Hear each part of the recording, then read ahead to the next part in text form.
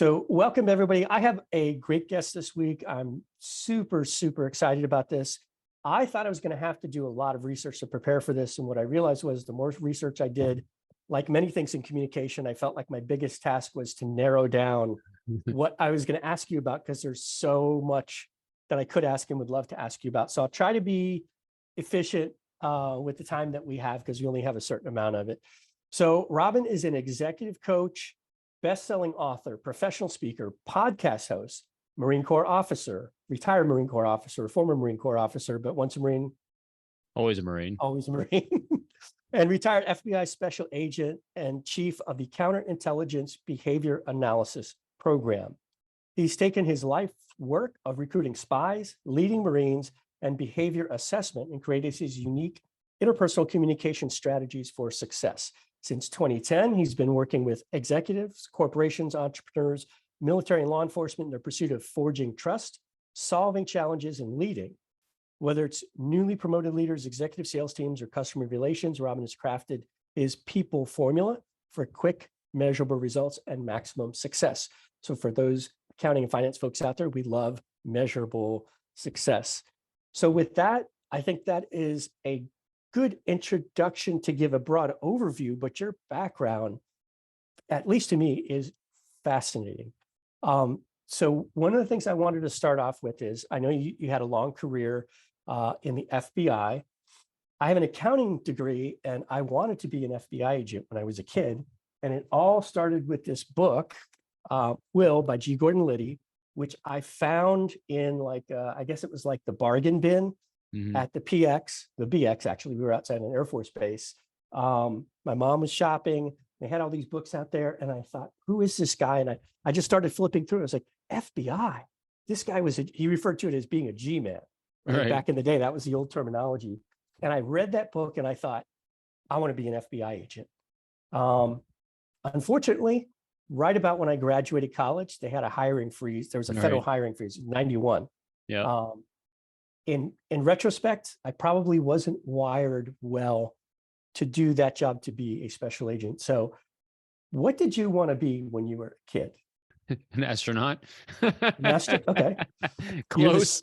You're the second person I've had on the podcast that gave that answer. And luckily I've met a couple now. And so I still want to be an astronaut. My son's on the route, hopefully, to be an astronaut. So yeah, the FBI was just another way to continue to serve the country after the Marine Corps. It wasn't the lifelong pursuit. It was actually my wife's pursuit growing up, not mine.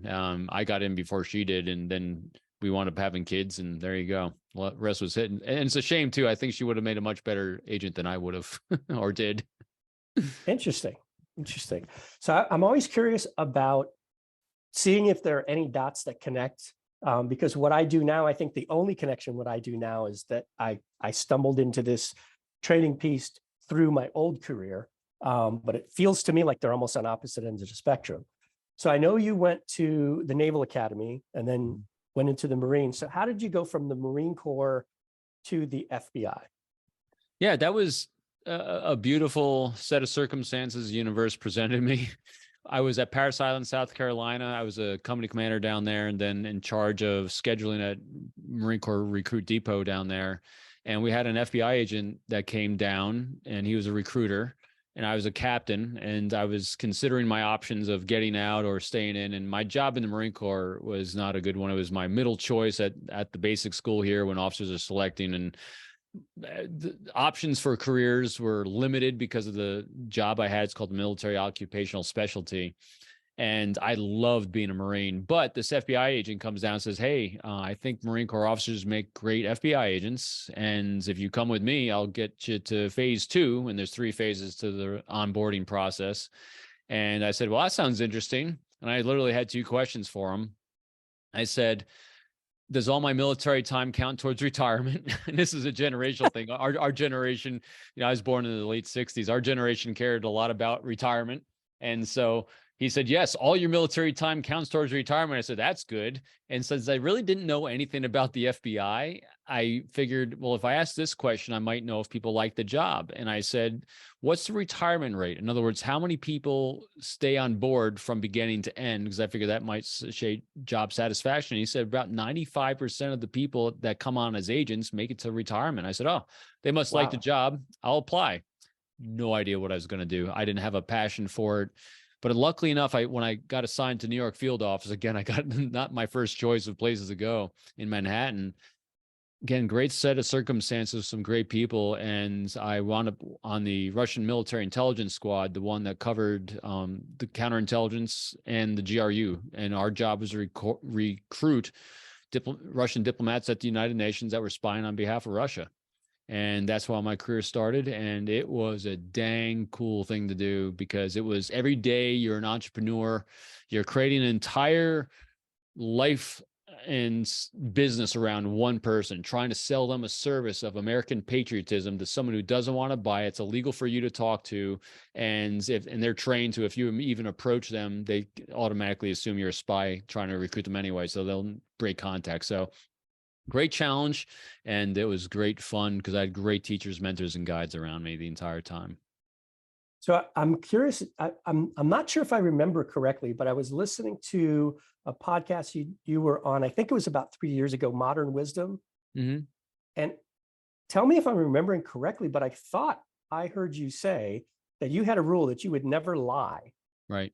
Even to the people you're trying to recruit. 100%. Help me understand how you can do what you just described, being completely honest. You've talked about, I know in a lot of the stuff that I was going through, not just honesty, but transparency, transparently honest. That's different than just not telling a lie if somebody asks you a question.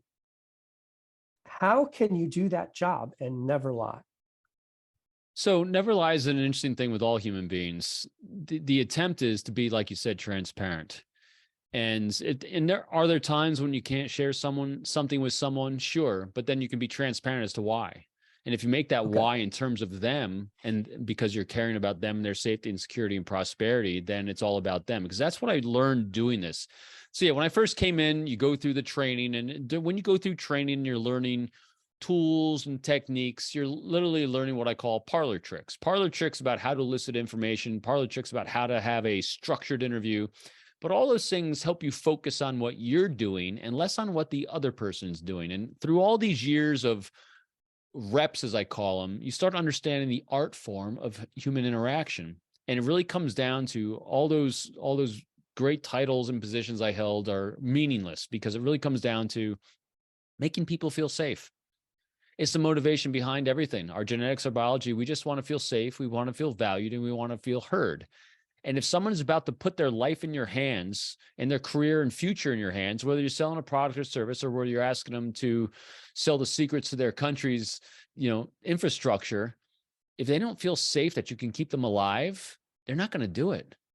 And the only way they're going to do that, if you start using subterfuge and deception and manipulation, is that going to make you feel safe? Does that bestow trust? No, it doesn't. Now, am I saying people don't do that? No, of course. I know lots of agents and CIA case officers that use manipulation, use subterfuge and deception. And okay, I'm just saying I didn't, because I saw my results escalated when I stopped doing it and really focused on how to make people feel safe.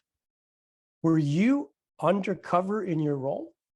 So when I was in New York, I did a lot of undercover work, because in New York, we could not approach an intelligence officer as FBI.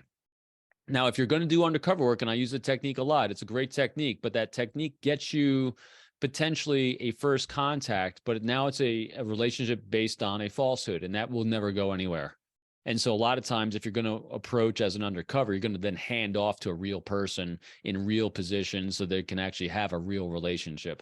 But a relationship, I mean, you could do entire operations. I did a lot of long-standing operations as an undercover, but it's also based on a falsehood. And so once that person that you're talking to and you're undercover finds out that you were lying about who you were, good luck. It's over at that point. It's most likely 99% of the time. Now, in a few circumstances, you might have the person understand it as to why you did it that way to protect them or whatever. But there's still going to be an air of them always wondering, what's he lying about? What's she not lying about? So I did it a lot, but I knew I used to rationalize it back then as, oh no, I'm just doing it for X, Y, and Z. And it's not manipulation. No, it's 100% manipulation because it's had a lot of, subterfuge with it. It is what it is. Yeah. No right, no wrong, just is.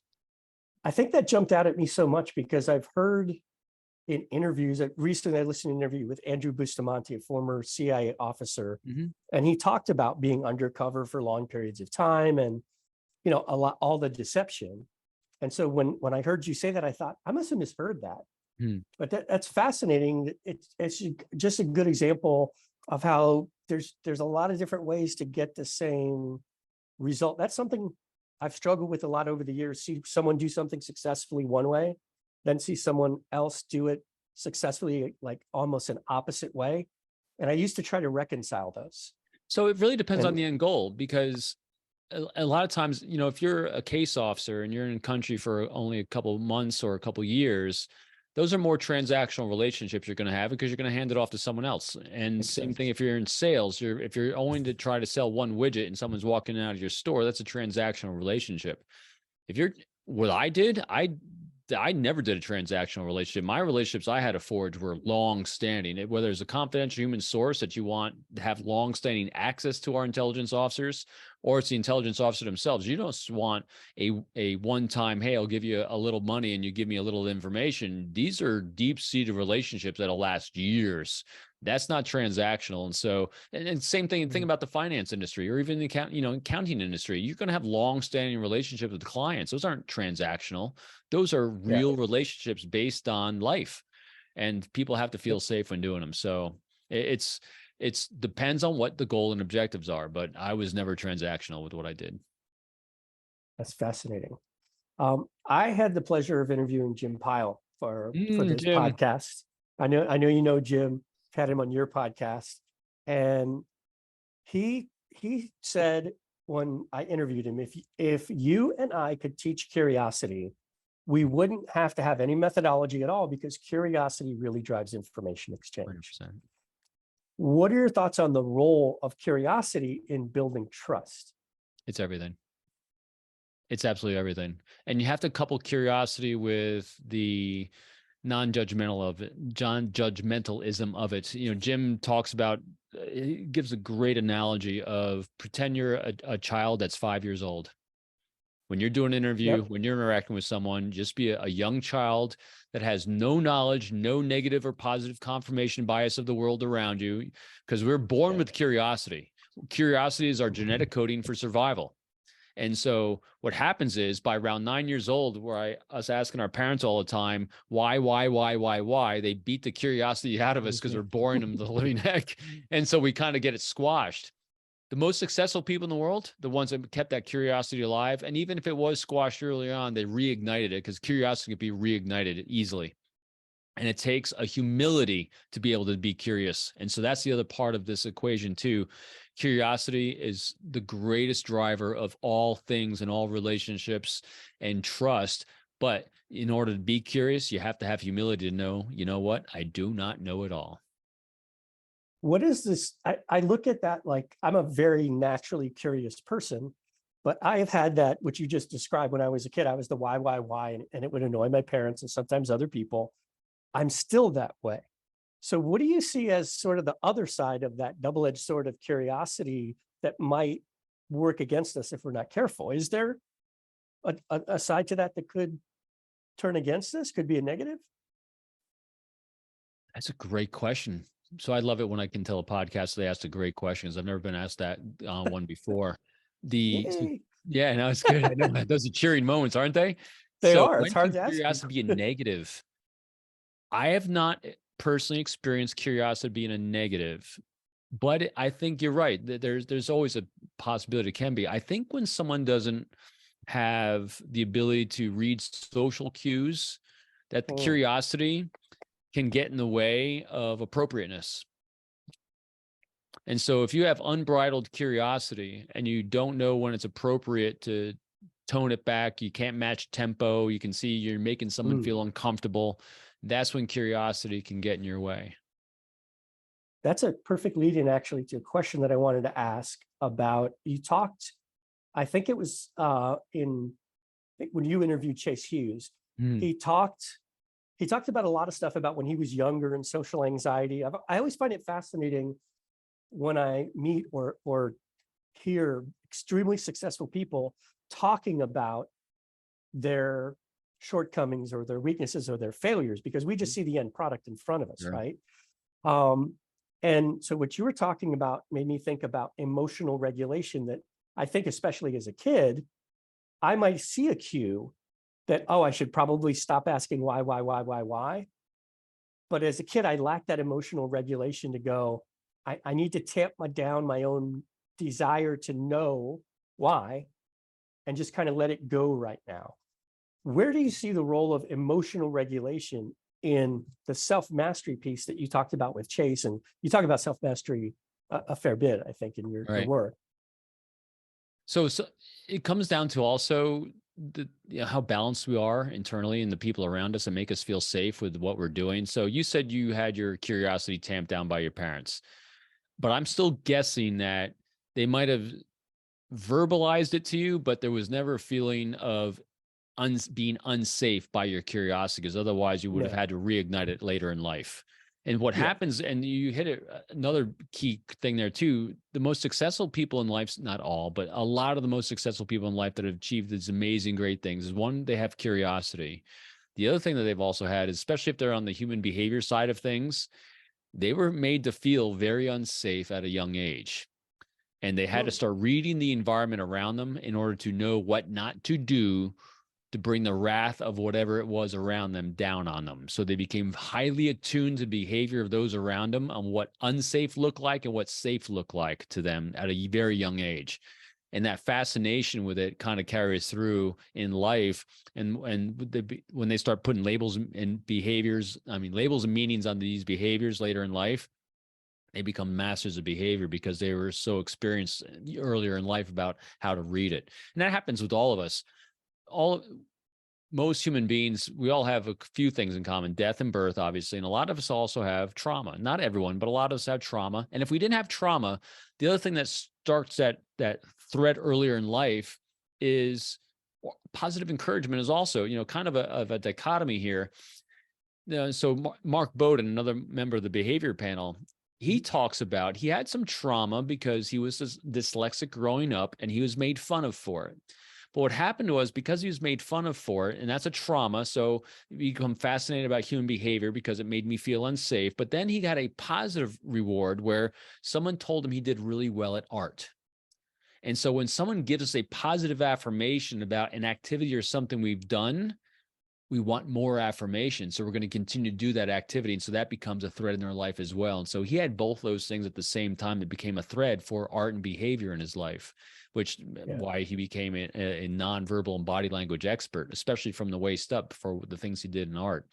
And so those things happen to us is a combination of those things that create those threads in life that carry through forever. So if we can actually have curiosity about the origin story of people and their why, it'll carry through in life. The what and the how, about how it manifests through different jobs and occupations, that'll shift up and change, but the reasons why they enjoy it or don't enjoy it are always the same.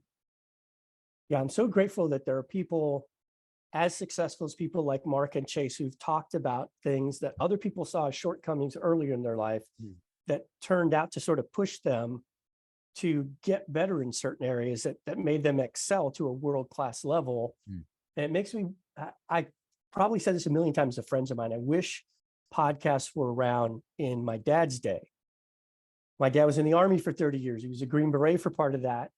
And he never talked about any of that, right? That generation, they were the quiet professionals, right? That was sort of like a mantra of theirs. And I've learned so much from listening to some of the guys in the current era that had similar jobs to what my dad used to do. But now I get to hear about at least their experience. And it's kind of two sides to it. I think, wow, this is fascinating. These are great things that I can learn from them. The flip side is, what are all the things that I missed out on that my dad never talked about, except at the VFW, which is where he went to talk to those other guys with the shared experiences. Something that you said maybe want to ask you about the role of focus in this, because I think I've always been curious. And I think there was a sort of a period in between the kids saying, why, kind of getting that tamped down through a variety of things. So my parents just kind of, did nothing, no major way other than stop asking why, right? Kind of tamp that down.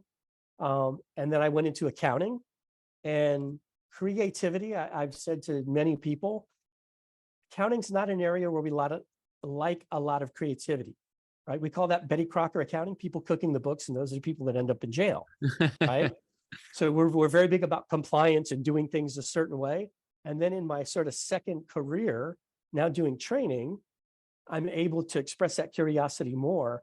And I think focus was an area where my inability to focus on the right ways of using my curiosity, I think I could have wrung more out of it if I was more focused. So I'm curious what your thoughts are on where does focus come in self-mastery?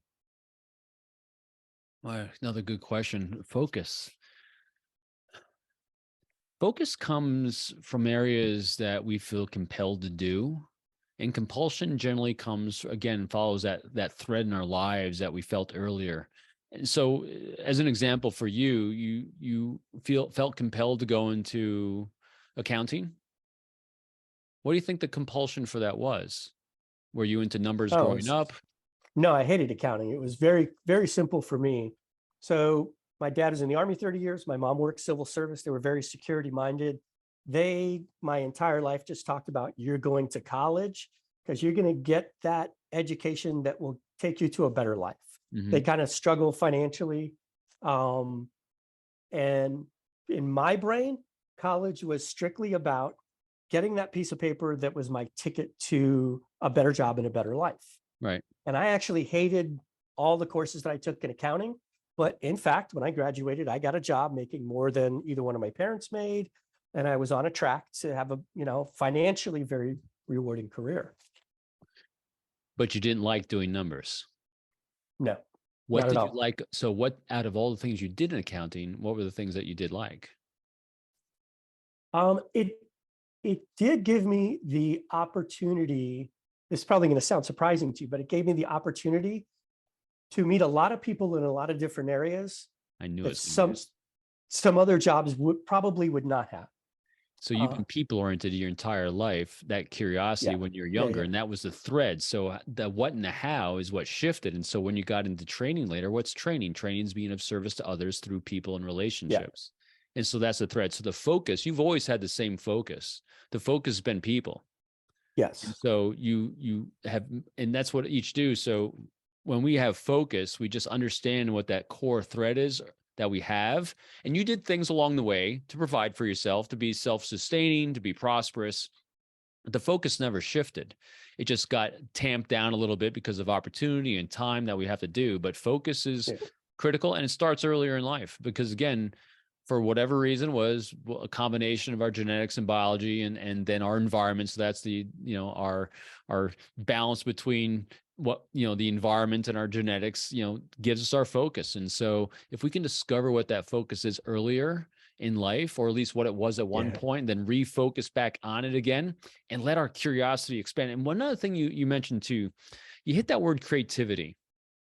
That's a really debated thing I've heard a lot, because some people say, oh, I've been in accounting, I'm not creative at all. Probably not true. Right, because creativity also, what that is it's innovation is part of creativity. And what innovation is Yeah. innovation is the ability to solve problems in unique ways that haven't been thought of before. And innovation generally happens when we're in a place of deprivation or in severe need to create a solution to something insurmountable. And as human beings, we generally innovate when we're in deprivation mode, which has been the existence of the human race for until the last about 100 years as a species. And so the way we innovate is when we're in organizations, places, and environments where we feel safe. Because if you don't feel safe to innovate, you're not going to try to do something different. And so that's why leadership is important, to feel safe so we can innovate. So to me, I think of when I hear someone use the word creativity, And they said they're not creative. I said, well, did you ever solve a problem? Yes. Well, then you're probably more creative than you think, because solving problems requires innovation. Yeah. I'm always a glass half full kind of guy. I'm always going to find how you're great at whatever you say you suck at. Well, it's interesting listening to you talk about that. It makes me remember that I always sought out any role that I could find that would expose me to being able to address problems where I saw something that I thought could be done better. That why? Why do we Right. do it that way? We've always done it that way. Worst answer ever, right? And in the organizations that I worked in where I would get that answer a lot, I was like, get me out of here. This is not, and I told people that worked for me before, like, dude, you're a great worker, but I keep hearing the same feedback from you, and it just sounds like this is not a great fit for you, right? You're awesome. I love working with you, but I'm hearing stuff like your values and the things that you want to be focused on. You're not getting that here. And it's one of the things, it's funny, I had a recruiter tell me one time, when I was looking to change jobs, you're going to have to explain your job hopping when I get you interviews, because I think I had like 5 or 6 jobs in like 3 years. Mm-hmm. And I was like, well, it's pretty easy. To me, it sounded easy. I don't know if this is a great answer to give a recruiter. It was like every job I made more money, I had more responsibility, right? That was my answer to explain that away. The truth of it for me was it wasn't a good fit. And I was looking for that ability to apply that curiosity to like, let me find some place that says yes to someone who's saying why, instead of going, dude, stop asking so many questions, just do your job. Right. So something came up for me too when you were talking about leadership. I know you talk a lot about leadership. You're a Marine officer. So obviously something that you have a lot of leadership experience in your background. I heard someone in a business context talking about how to be a good leader, you always have to have a value gap. And he was talking about this in a business context and actually mostly in a sales context. But the thought he was trying to get across to people was, if they don't have a reason to come to you as a leader, if you're trying to lead them somewhere, then they might just think about, well, I'm just going to get there my way on my own. What are your thoughts on, does that track to things that you learned in the Marine Corps or in the FBI, that value gap concept and leadership? I haven't heard the word value gap used in leadership like that, but as you described it, it does ring true with one of my, what I call the 3 pillars of leadership. And the first pillar for me is that leaders accomplish goals, missions, priorities, and objectives. That's pretty clear. You know, leaders lead us to a destination, so they have to have a very clear understanding of that. The second is leaders create a safe environment, physically, emotionally, spiritually, so that people can feel safe to work as well as innovate and solve the problem. And the third kind of goes to that value gap you're talking about, is leaders also become resources for the success and prosperity of their people without expectation or reciprocity. And so what leaders doing is making sure that their people are going to be successful and helping them move forward in the things they're trying to achieve. And then they're helping them align those things with the goals, missions, and priorities, which is pillar 1. And so that, I'm guessing that that's that value gap between the two of what the person individually is trying to achieve, and then also what the group and organization is trying to achieve, and they're marrying them together. But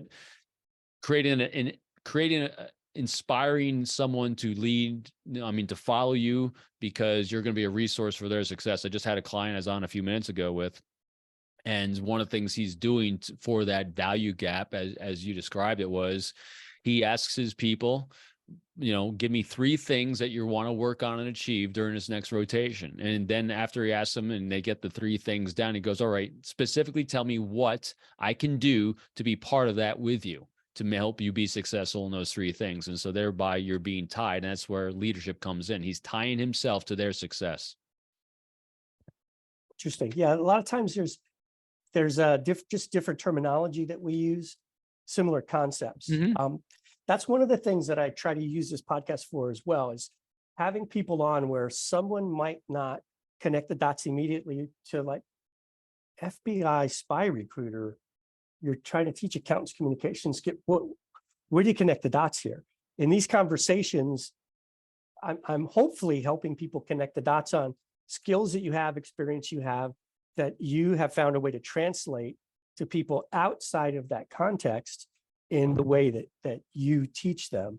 And, and it's easy because, recruiting spies, accounting, or anything you're doing, or leadership, how do you make someone feel safe with the decision that they're going to make?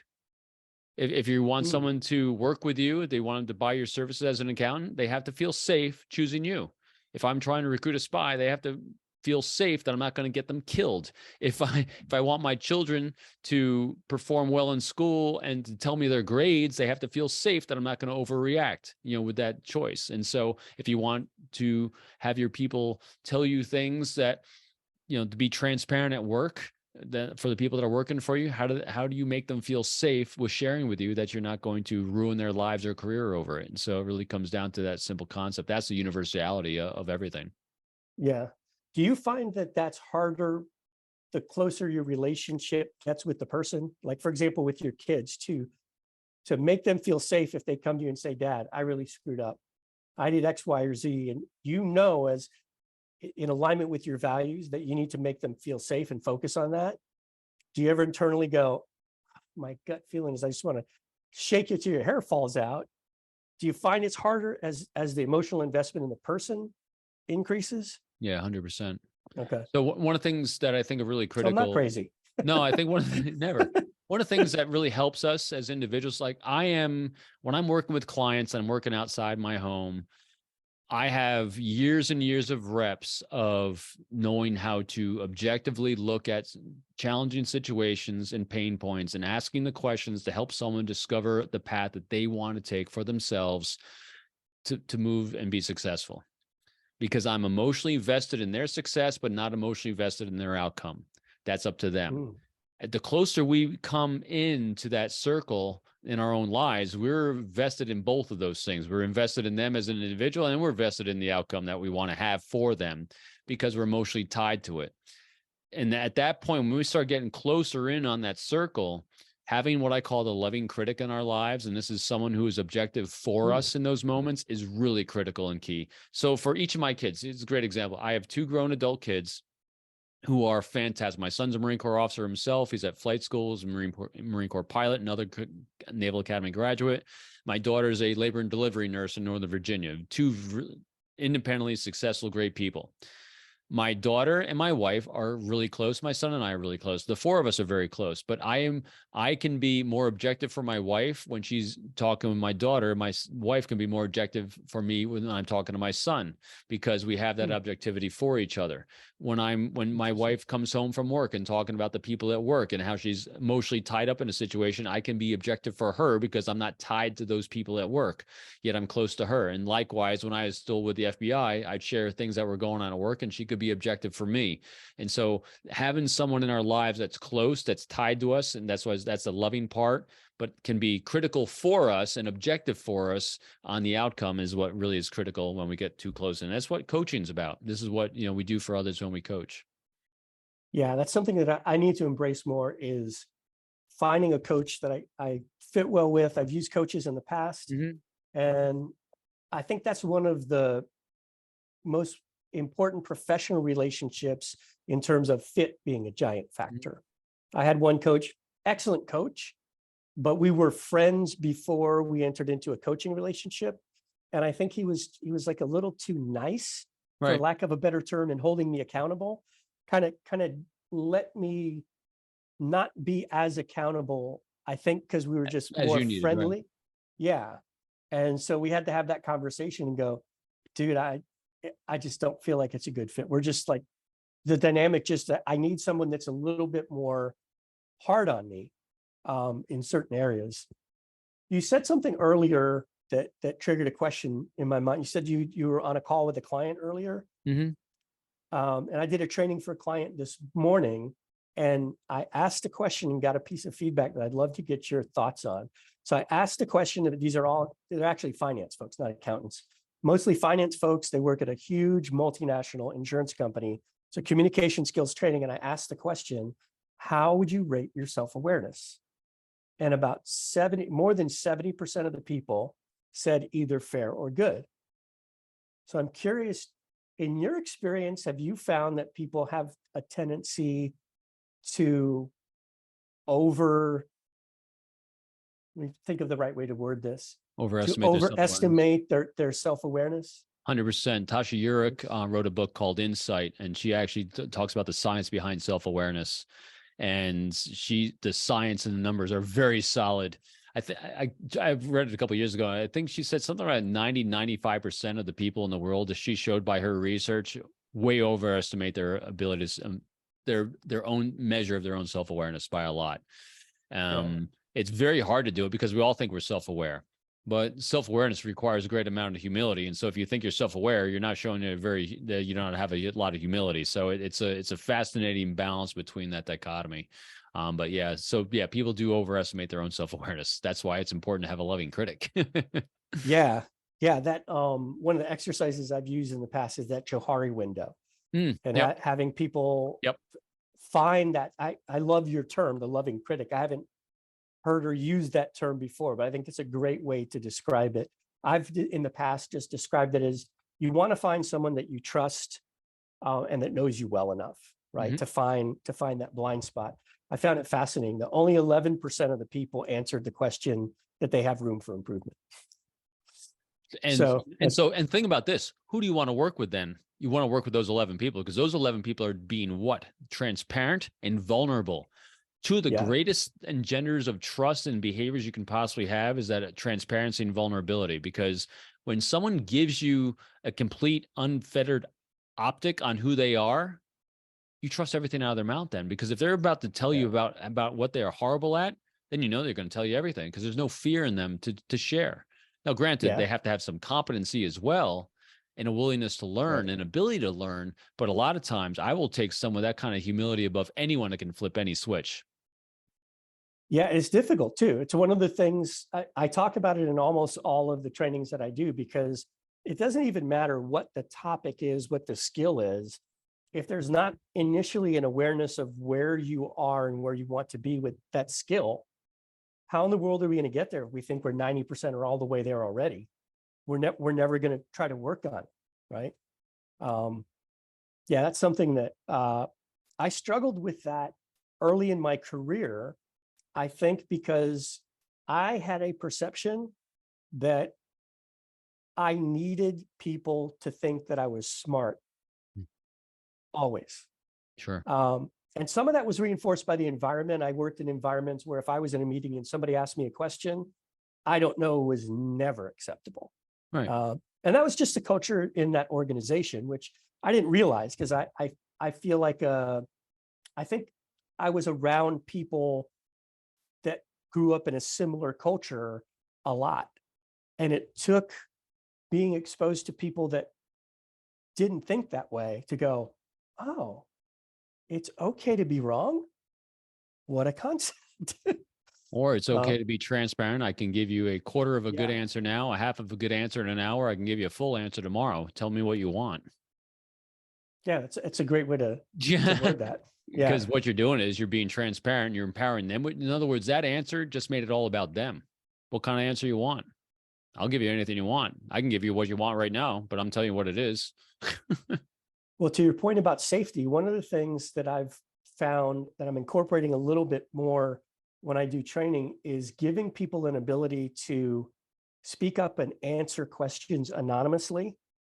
So I just happen to use a tool called Mentimeter. It's just a feedback tool, graphing, stuff like that. But people can see in real time other people's responses, but without anybody's names. Right. And so if I ask, what's your biggest weakness when it comes to communication skills? If we're in a room together physically and their coworkers and their bosses there, they're not real likely to raise their hand in some cultures and speak up. But if it's anonymous and they just know their leader is just going to see a chart that says, hey, 80% of the people are having this one issue, right? Now maybe we can kind of baby step our way down the road to having those more open, transparent conversations where now maybe somebody will raise their hand and say, hey, I'm one of those people. You know, I want to talk about this. You know, it'd be an interesting assessment for the health of that company. You ask that question in two different formats. You ask that one question where they have to raise their hands in front of everyone, and then you ask it again when it's anonymous. And if they're really congruent, then that's actually a healthy company that actually it does not have fear about being who they are and sharing those kind of vulnerabilities. Yeah. If there's a huge congruency gap between the two, that's a company that needs a lot of work. Yeah, when I was looking at the results earlier today, one of my responses or my observations was something that I hear the behavior panel guys talk about this all the time, right? When we see a particular behavior, they're not immediately going, they're lying, right? Mm-hmm. They're going, that's a flag that tells me maybe I need to ask a follow-up question. Something there doesn't look right. Right. There's something going on.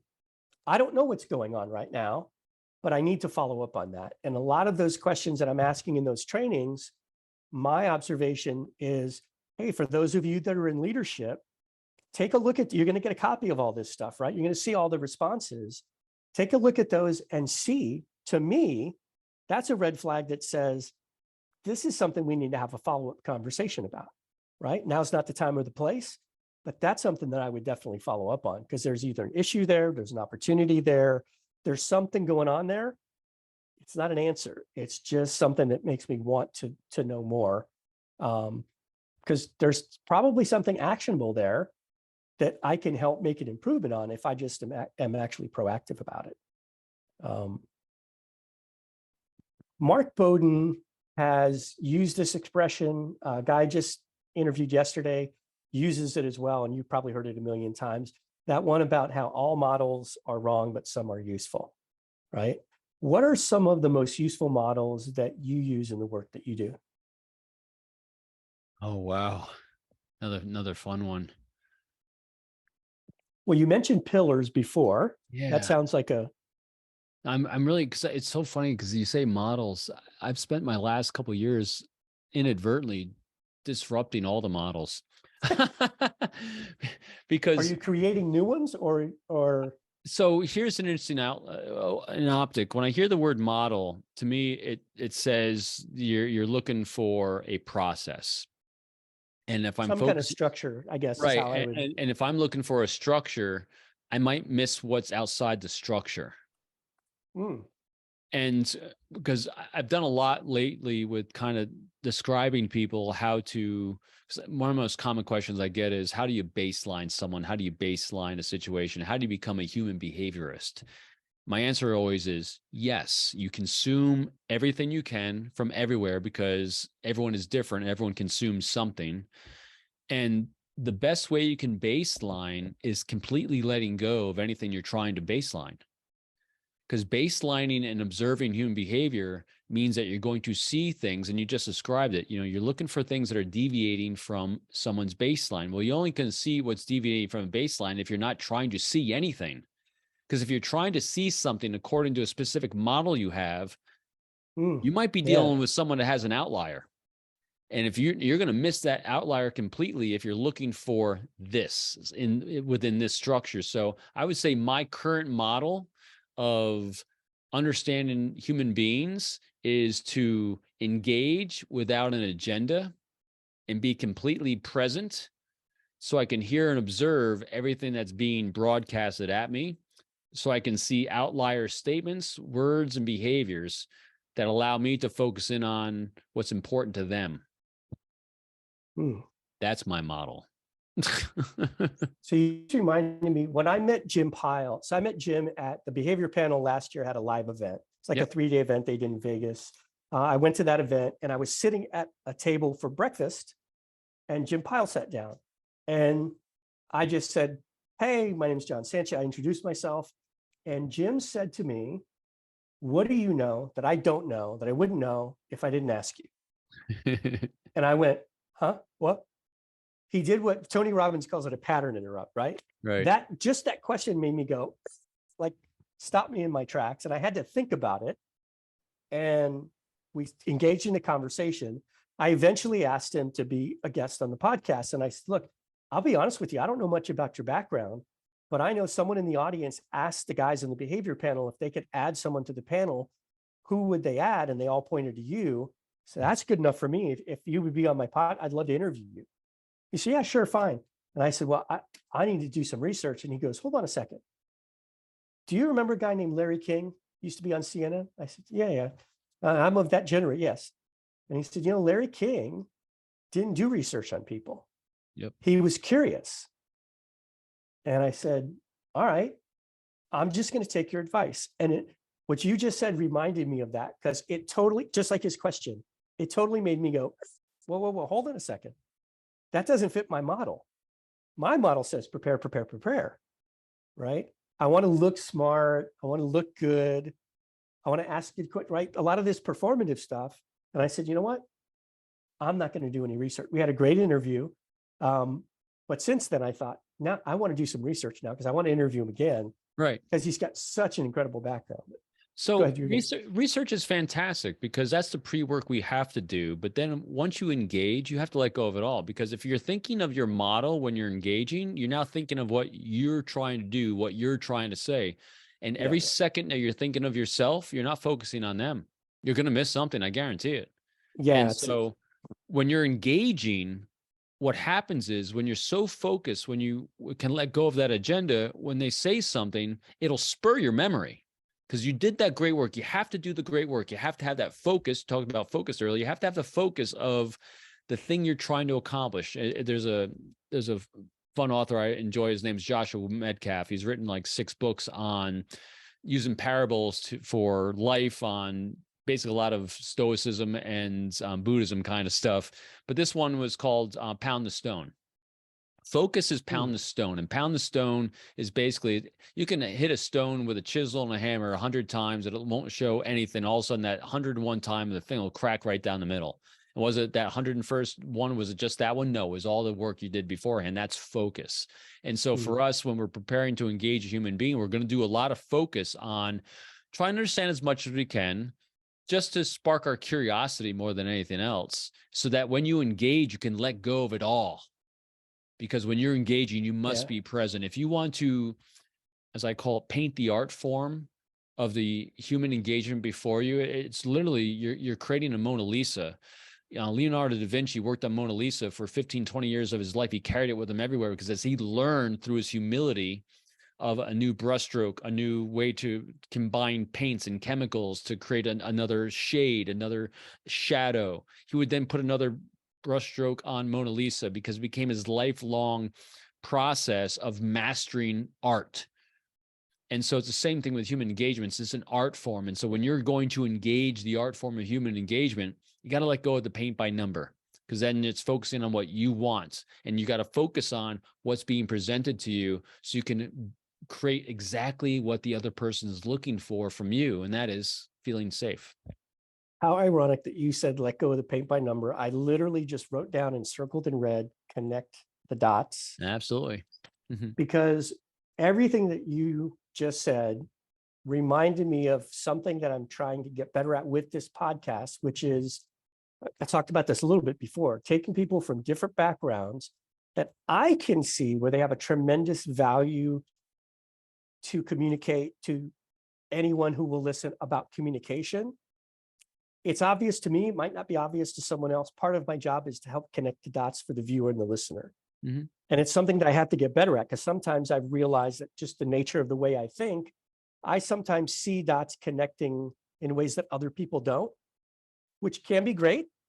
But if they don't see it and I'm not helping them understand how or why I'm connecting those dots, then it just seems disjointed and there's a miscommunication there. But it makes me think more and more. Something you just said is, you know what, do the work, do some research to understand where that person's background and where you can pull some value out of that conversation to help share with other people. And the hard part for me is then going, okay, just let go. Now let go. You know enough to just have a conversation. No script, just let go. And I don't have a script. I have some questions that I wrote down, because I have definitely a tendency to get easily distracted. And there are certain things I wanted to make sure that I did ask about. And we're getting close to the hour mark, and I want to make sure I ask you about this, because I know I have a feeling it's important to you, the Innocent Lives Foundation. So from their website, it says the Innocent Lives Foundation, and I'm not sure where I got this, but identify anonymous child predators and help bring them to justice. I guess that's a mission statement or vision statement. And I've heard Nick McKinley Do you know Nick McKinley? It's a Mm-mm. former CIA officer that left the CIA to start the Deliver Fund Foundation. And they are an anti-human trafficking organization. From what Mhm. I read about the organization you're involved with, it sounds like kind of a similar mission. Tell me a little bit about Innocent Lives Foundation, what they do, your involvement, and how other people can help with that. Sure. And for transparency on that one, I'm no longer board member with the Innocent Lives Foundation. Okay. My time there was up. But what they do is they do incredible, noble work. And so they use all their security professionals.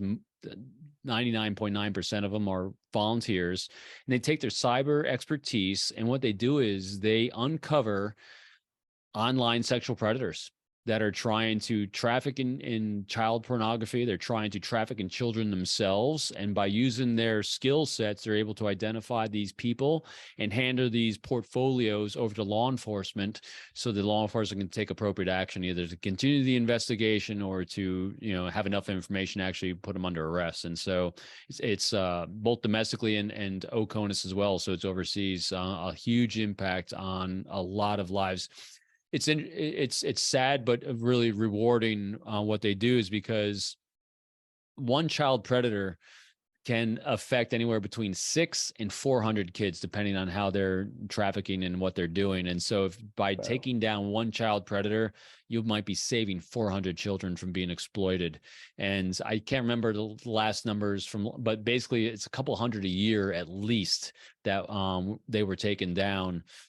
We don't take anyone down, but at least 300 or 400 we're handing over to law enforcement to do what they're doing. So if you take those numbers, 300 or 400 cases that we hand over, and each one of those cases might affect up to 400 kids. That's a massive impact we're making, all because you have a bunch of security professionals that have amazing mad skills and a willingness to engage and do that. So a really very noble cause, no doubt.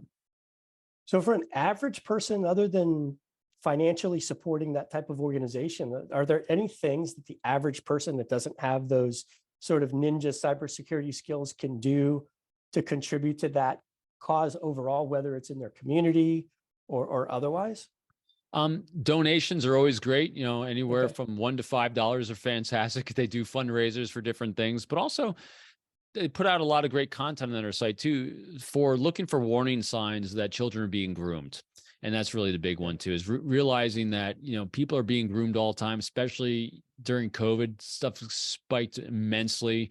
These things, groomings and trafficking of children, happen a lot at large sporting events and large venues, like when Goodwill Games is going on. I guarantee you that.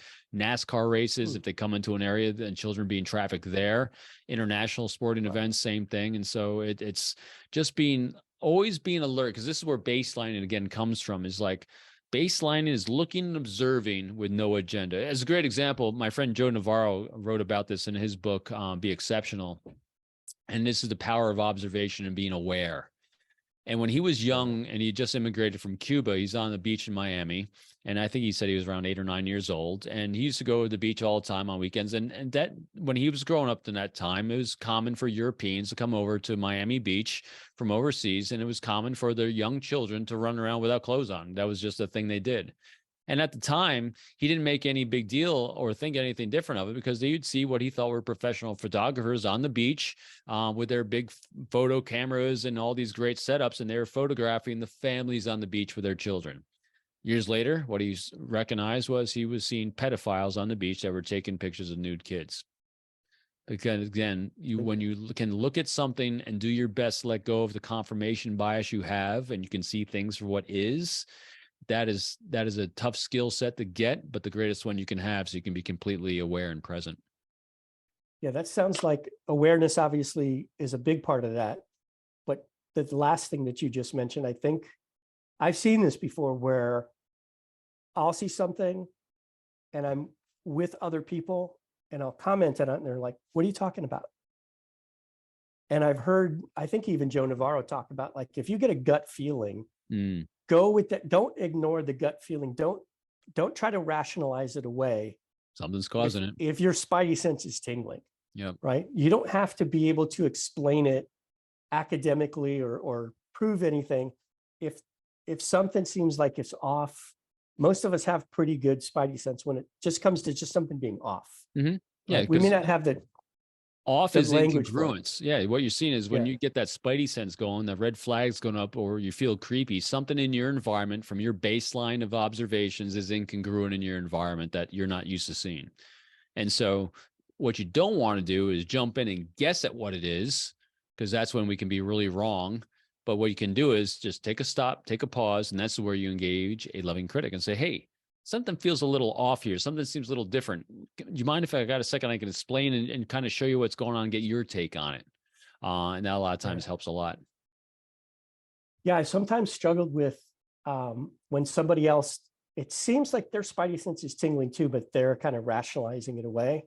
I've had situations where I've struggled with like trying to say, being that loving critic, like, hey, like, it seems like you see this too. Like, stop trying to explain this away and just get them out of this situation. Nothing's happened yet. Right. We're way, way before anything is happening. But let's just, like, the whole thing with situational awareness altogether. I'm not a tough guy. I don't want to get into a situation where I have a fight or any of that. I want to just be aware enough that I can just avoid all that stuff in the first place. Yeah. And not just for me. And if you're with an individual and it's just a one-on-one engagement with someone and something seems a little off, the best thing you can do is seek transparency. If you don't completely understand something that someone's saying or something someone's trying to explain or sell to you, and your red flags start going off, your spidey senses start tingling, seek transparency. They should give it to you. Yeah. Because if they're trying to demonstrate something to you, explain something to you, their ability to kind of help you understand it better and easier should be fine. And now if you, after you seek transparency, if you still don't have transparency, that's when you back away because something's a little off. Yeah, it makes sense. Well, I want to respect your time. We're at the top of the hour here. I know one of the things that you have available for anyone who is interested is you have a free course that you offer. Oh, yeah. Can you tell us a little bit about that free course and how people can take advantage of that? 100%. And it's really simple. It's the 4 keys of communication, which are the bedrock for how you make a conversation about someone else other than yourself. In other words, how do you start forging trust? Is easy. These 4 keys are seeking the thoughts and opinions of others. 2, talk in terms of their priorities, challenges, and pain points. 3, be non-judgmentally curious. And 4, empower them with choices. This free course is on Udemy. It's Udemy based, which means that I don't collect emails. You don't get spam from me. It's not an upsell. There's no upsell in there. The only thing I direct you to a few times as an example is my podcast, which is also free. And so if it's an upsell for anything, it's to try to get you to join my podcast and be a subscriber on that. But it's literally 40 minutes of your time to have these mad skills of learning how to communicate with others and make it all about them. And all you got to do is go to my website, peopleformula.com. It's on my pages called courses, or if you're on the page for the first time, it'll pop up right as you join it anyway. Join, subscribe, take it. Again, there's 0 upsell. Share it with as many people as you want. And again, I literally put it out there as a free resource for anyone who wants it or needs it in their life. Well, that's great. And one thing I wanted to comment on with that is I know so I teach communication skills to accountants, which is a pretty small pond, but you have a set of skills that when someone at your level teaches some of those skills, it's almost like looking behind the curtain when a magician does a trick. It almost looks like black magic because there are things that you know and that you teach that to you may seem obvious because of all the reps that you talk about that you've had, but until somebody else learns some of those, it just doesn't make any sense. And I don't know if that course goes that deep, but I know some of the stuff that you teach, it doesn't take that long to be able to see some of those things pretty quickly. You will in this. It's 40 minutes. It's for any age level too. I mean, if you can, because what it is I try to make it really accessible to absolutely anyone. I speak a little bit slower than I normally do for my Northeast tempo. And I use a lot of visuals. It took me a lot of time to put this together because I narrate the entire thing. And for every sentence, I have a different visual graphic that I created for just that one sentence. And so it took a long time for me to put this together. This 40 minutes really, that's behind the scenes of it. It took a long time. The content I've spoken about numerous times for years, but putting it all together in a format that was really consumable and usable by people took some time. But I'm very proud of it just because it's free and I think it's really useful because I use it every day in my life. Well, I, for one, appreciate you putting all of that time into it, because as someone who does a podcast and creates content, I know it takes 40 minutes to someone that's never done that. They're probably thinking, well, I watch an hour of TV all the time. No, but 40 minutes of concise, highly usable content like what you have in your course, that's a lot of effort that goes into that. Took me a So, couple months. It was a couple months. yeah, I can The only other thing I imagine. want to make sure people do that are tuning in is the most important thing, and that is hit like, hit subscribe, and share what John does with everyone in your circle, because like he just said, it takes a lot of effort to do the most altruistic thing you can possibly do, and that is be a service to others. You know, no ask, Yep. no gain, no anything except doing his best to bring great source and content together for others and putting it out there for you. So hit like, hit subscribe, and please share it with others, because he did a lot of great work to put it together for you. Well, thank you for that, because that is an area of opportunity, as I like to say, being the eternal optimist that I'm working on getting better at the self-promotion part of it. But I appreciate you doing that for me. We will make sure to put in the show notes all of the information for your website, your free course. Is there anything else, any other places that people could find you other than just going to your website? I'm all over LinkedIn. My YouTube channel's big, so all my podcast gets released on the YouTube channel. We do a watch party every Monday, so join us 3 p.m. Eastern time for the watch party, for the premiere of the episode every week. And that's it. I'm on LinkedIn, Instagram, Twitter. If you can try to book some time with me for a coffee off of my website, a virtual coffee. Good luck, because it books up pretty quick. But I'm easily accessible. If anyone has any questions, if I can be a resource for anyone, please reach out. I'm easy. Yeah, well, at the beginning of this, before I hit record, you mentioned that you're happy to do this because you're all about, being of service.